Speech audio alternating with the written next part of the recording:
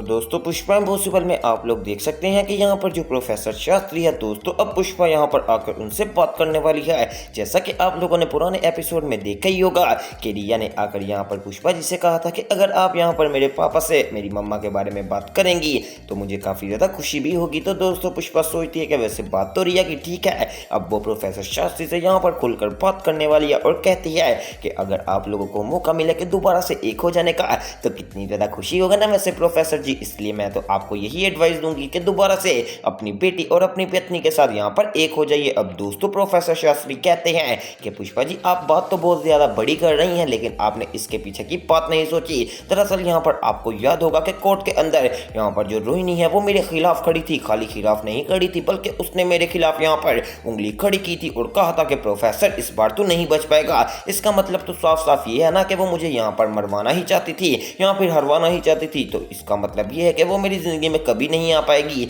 अब दोस्तों जब प्रोफेसर शास्त्री ये बात करते हैं तो पुष्पा कहती है कि इसका मतलब प्रोफेसर जी आप तो उनको चाहते हैं ना। लो दोस्तों मैं आपको अभी की प्रेडिक्शन बता दूं, प्रोफेसर शास्त्री की तरफ से हाँ ही है। जब भी उनको पूछ लेंगे अगर रोहिणी जी मान गई तो दोस्तों पुष्पा भी अब इस बात को समझ जाने वाली है और वो कहती है कि प्रोफेसर जी अगर रोहिणी जी आपको खुद आकर कहते हैं तो आप फिर खुश हो जाएंगे। तो दोस्तों प्रोफेसर कहते हैं कि पुष्पा जी कैसी हवा में बात कर दी आपने, ऐसा कभी नहीं हो सकता क्योंकि मैं रोहिणी को जानता हूँ, वो बहुत ही ज़्यादा अना की पक्की है और जो बंदा अना का पक्का होता है ना वो कभी भी कामयाब नहीं हो सकता, जैसा कि रोहिणी यहाँ पर नहीं हो पाएगी। दूसरी तरफ दोस्तों दिखाया जाता है कि यहाँ पर जो चिराग है जब वो रास्ते से यहाँ पर वापस आ रहा होता है काम से तो इतनी ही देर में प्रार्थना आ जाने वाली है और वो कहती है कि चिराग तुझे पता है कि आज चोल के अंदर बहुत ही ज़्यादा मज़ेदार इवेंट होने जा रहा है, लेकिन एक यहाँ पर काम खराब है। तो दोस्तों चिराग कहता है वो क्या? तो दोस्तों प्रार्थना बताने वाली है कि मेरे पापा यहाँ पर ही हैं और इसलिए अगर वो यहाँ पर रहेंगे तो पूरा हमारा तो जो यहाँ पर हमने इंजॉय करना है वो सारी खराब हो जाएगी। इसलिए यहाँ पर अगर कोई यहाँ पर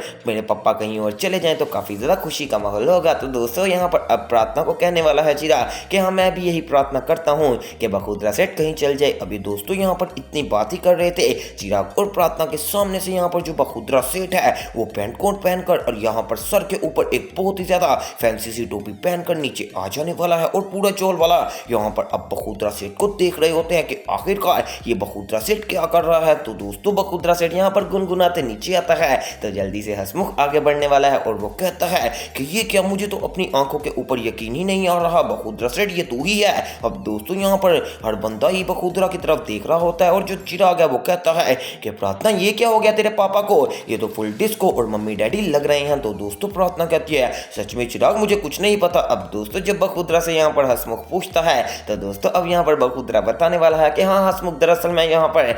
मम्मी डैडी हो गया हूँ क्योंकि मैं यहाँ पर अब जा रहा हूँ यूएसए। अब दोस्तों जैसे ये बात करता है बखुदरा तो कोई भी बखुदरा की बात को यहाँ पर ये रियल में नहीं समझते और समझते हैं कि जैसे बखुदरा जानबूझकर कुछ बोल रहा है और ऐसे ही यहाँ पर मजाक करके हट जाएगा। लेकिन दोस्तों साथ ही अब प्रार्थना भी पास आ जाने वाली है और वो कहती है कि ये क्या हुलिया बनाया हुआ है पापा आपने। तो दोस्तों बखुदरा कहता है अरे बेटा वो यहाँ पर मैं सोच रहा था कि जब मैं यूएसए के यहाँ पर जाऊँगा तो वहाँ पर एयरपोर्ट पर हर बंदा मॉडर्न होगा, तो इसलिए बखुदरा अगर अपने यहाँ पर कुर्ते में जाएगा तो कितना बुरा लगेगा, इसलिए मैंने सोच लिया है कि जैसा देश और वैसा ही भेष। अब दोस्तों बखुदरा जब ये बात करता है तो पूरे चौल में एक हंसी मजाक की बात उड़ जाने वाली है और प्रार्थना कहती है कि पापा ठीक है अगर आपका ड्रामा हो गया हो तो आपकी मेहरबानी है कि ये कपड़े उतार दीजिए। तो दोस्तों इतनी ही देर में अब सुशीला भी आ जाने वाली है और चिराग भी हंस रहा होता है। तो दोस्तों सुशीला कहती है अरे बखुदरा जी आपको क्या हो गया, सबके सामने लगता मॉडलिंग करने का आपका दिल कर रहा था। तो दोस्तों बखुदरा कहता है अरे सुशी मैंने तुझे बताया नहीं था कि मैंने यहाँ पर अमेरिका जाना है। तो दोस्तों सुशीला कहती अच्छा मुझे याद आ गया,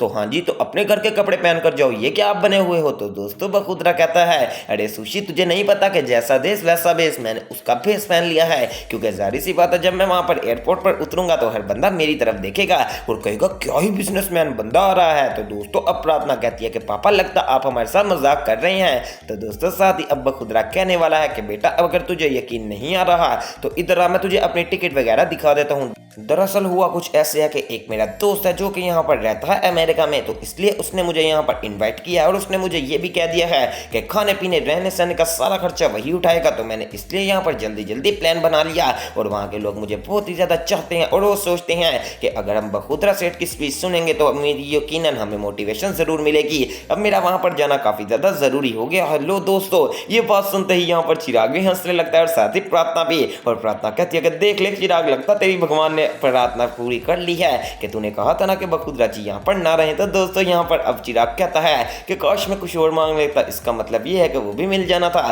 तो उसी तरफ दोस्तों अब यहाँ पर जो पुष्पा और यहाँ पर प्रोफेसर शास्त्री के बीच बड़ी बात चल रही होती है। तो प्रोफेसर शास्त्री कहते हैं वैसे पुष्पा जी आपको एक एडवाइस दूं कि किसी के घर में मामले में आपको नहीं बोलना चाहिए, ये बहुत ही ज्यादा गिरी हुई हरकत है जो कि आप यहाँ पर आजकल करने की कोशिश कर रही हैं। तो दोस्तों पुष्पा कहती है कि प्रोफेसर जी मैंने ऐसा भी क्या कर दिया, मैंने तो सिर्फ आपकी और आपकी बेटी को यहाँ पर ये सोचा था कि उनको माँ मिल जाएगी। तो दोस्तों प्रोफेसर शास्त्री कहते हैं नहीं पुष्पा जी, जब से मेरी बेटी मेरी जिंदगी में आई है और आपको याद होगा कि आपके चोल के अंदर हमने मिलकर प्रार्थना की थी तो तब मैं काफी ज्यादा खुश हो गया था, इसलिए आप यहाँ से जा सकती हैं। अब दोस्तों पुष्पा गुस्से में आके वहां से चले जाने वाली है और प्रोफेसर शास्त्री सोचते हैं कि कहीं मैंने कोई गलत बात तो नहीं कर दी कि आने वाले यहाँ पर कल में कहीं पुष्पा यहाँ पर गुस्सा हो जाए। लेकिन दोस्तों ऐसी कोई भी बात नहीं की। दूसरी तरफ दोस्तों अगर आपको बड़ी अपडेट की खबर बताते चलूं तो यहाँ पर जो दीप्ति का पापा है ना, उनकी माँ की तबीयत काफी ज्यादा खराब हो रही है, इसलिए यहाँ पर जो दीप्ति के पापा हैं वो बगैर बताए यहाँ से चले जाने वाले हैं। तो दीप्ति की माँ उनको फोन करती है और कहती है कि आप कहाँ पर चले गए। तो दोस्तों अब वो बताने वाले हैं कि मेरी माँ की तबीयत खराब है, शुक्र है अब मेरी तबीयत काफी ज्यादा बेहतर है तो मैं उनका ख्याल रख पाऊंगा। अब दोस्तों यहाँ पर जो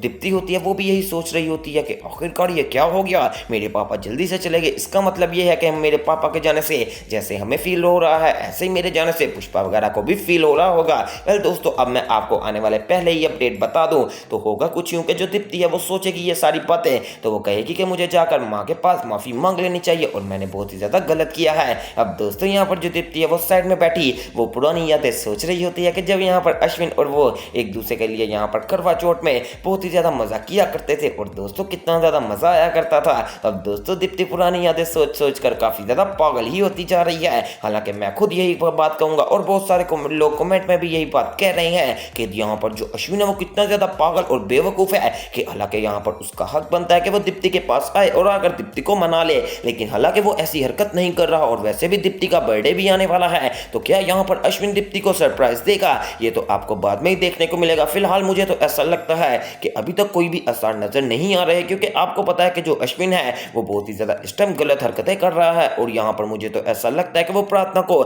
यानी कि दीप्ति को इस बार सरप्राइज भी नहीं देगा। दूसरी तरफ दोस्तों अगर बहुत सारे लोगों की बात की जाए तो वो ये कह रहे हैं कि क्या मोनी जी आ जाएंगे सच में प्रोफेसर की जिंदगी में। तो दोस्तों 110% ये बात लिख कर ले लें कि कोई ना कोई बड़ा ट्विस्ट बनेगा और जो अब यहाँ पर रिया है वो भी इस बात में आ जाएगी और यहाँ पर प्रोफेसर शास्त्री के लिए अब पुष्पा इम्पॉसिबल अपनी पूरी कोशिश करने वाली है और जो मोहिनी जी है मुझे पूरी उम्मीद है कि वो दोबारा से प्रोफेसर शास्त्री के साथ रहने लग जाएंगी। वैसे दोस्तों कितना मजा आएगा कि प्रोफेसर शास्त्री अपनी पूरी फैमिली के साथ यहाँ पर पुष्पा इम्पॉसिबल शो के अंदर दिखाई देंगे तो वो सब देखना मिस मत कीजिएगा और इस तरह की मजीद अपडेट्स के लिए मेरे चैनल स्पाइसी एंटरटेनमेंट को सब्सक्राइब करें।